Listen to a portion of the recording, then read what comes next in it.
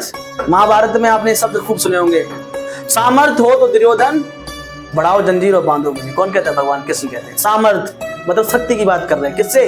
दुर्योधन से। और शक्ति क्या होता है? कार्य करने की दर।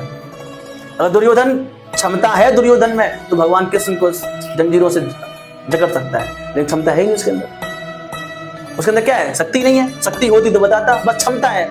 क्षमता से थोड़ी काम चलेगा। मैं जंजीर उठा सकता हूं, ये क्षमता है।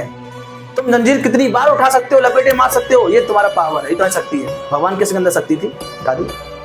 तो पावर समझ में आ गया, शक्ति समझ में आ गई। देखो इधर, कार्य करने की दर शक्ति कहलाती है और कार्य करने की क्षमता जो होती है ऊर्जा कहलाती है। हम ऊर्जा का जो उपभोग करते हैं, हम जो ऊर्जा का उपभोग करते हैं, करवाते हैं अपने एलिमेंट्स में, अपने इक्विपमेंट में, जो बिजली, फ्रिज, एसी, कूलर, जो बिजली को ग्रहण करते हैं, उपभोग करते हैं, उसकी जो ऊर्जा निकल के आती है वो पावर में नापी जाती है। मतलब किस में मिलाता है? हमारा किलोवाट हावर में। किस में आता है? किलोवाट हावर में। आएगा नहीं आएगा? यहां पे देखो, पावर का फॉर्मूला होता है क्या? Voltage multiply current, ampere. फिर पावर का फॉर्मूला एक और होता है क्या?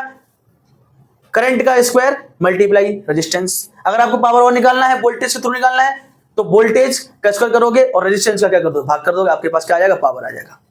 एक चीज देखो, शक्ति का यूनिट क्या होता है? शक्ति का पावर यूनिट क्या होता है? वॉट होता है, लेकिन बहुत छोटा यूनिट है। हम देखो, आप किलोवाट है, मेगावाट है, बड़े बड़े गीगावाट है। देखो भारत सरकार काम कर रही है मेगावाट पर, गीगावाट पर, कितने बड़े बड़े यूनिट और बन रहे हैं। ठीक है, यहाँ पे देखो दूसरा, एक वॉट बराबर क्या होता है? एक वोल्ट मल्टीप्लाई एक एम्पियर।